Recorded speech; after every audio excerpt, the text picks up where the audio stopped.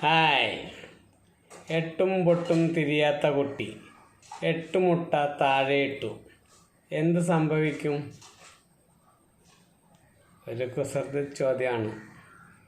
ഉത്തരം പറയാമോ? ചോദ്യത്തിൽ നിന്ന് തന്നെ ഉത്തരം കണ്ടെത്താം. ഒന്ന് ശ്രമിച്ചു നോക്ക്.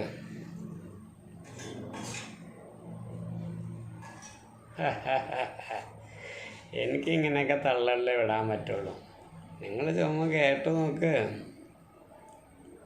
ചോദ്യത്തിൽ നിന്ന് ഉത്തരം കണ്ടെത്താമെന്ന് പറഞ്ഞ സ്ഥിതിക്ക് ഉത്തരം ഞാൻ തന്നെ പറയാം. എട്ടും പൊട്ടും തിരിയാത്ത കുട്ടി എന്ന് നമ്മൾ പറഞ്ഞല്ലോ. അപ്പോൾ അതിൻ്റെ മുമ്പിൽ തന്നെ എട്ടും പൊട്ടും.